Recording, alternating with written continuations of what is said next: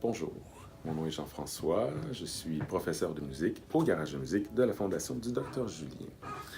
Le Garage de musique existe depuis un bon nombre d'années maintenant, ce qui fait qu'on commence à avoir certaines réalisations. J'aimerais témoigner de l'une d'entre elles, une de mes étudiantes, une jeune violoniste, qui fait partie d'un ensemble qu'on appelle l'ensemble senior. Ce sont donc nos étudiants les plus avancés qui ont cheminé depuis plusieurs années avec nous et qui ont eu une formation musicale complète, puis avec qui on a travaillé pour maximiser leur plein potentiel. Donc cette jeune violoniste qui est très talentueuse s'est produite lors de notre concert bénéfice de l'an dernier. Et bien qu'elle soit très bonne, qu'elle sache sa pièce à la perfection, bref, que ce soit un talent indéniable, elle était absolument prise de panique à l'idée de jouer devant des gens qui venaient de l'extérieur du quartier. Et j'ai compris que même si elle brille dans son milieu, ces jeunes-là avec qui on a travaillé, avec qui on a eu des beaux accomplissements, parfois ils sont persuadés qu'à l'extérieur de leur milieu, ils sont encore moins bons que tout le monde.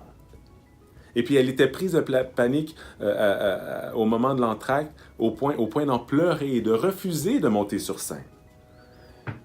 Et puis si c'était pas de mon lien privilégié avec elle, probablement qu'elle serait pas montée sur scène. Mais elle y est allée.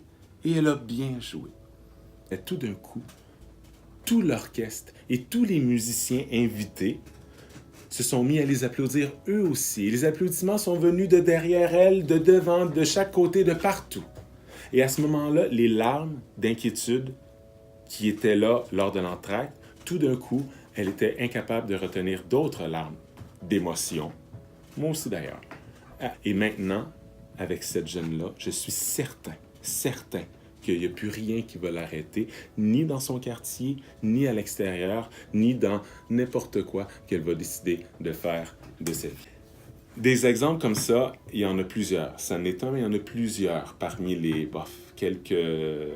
plusieurs centaines d'étudiants qu'on voit chaque semaine.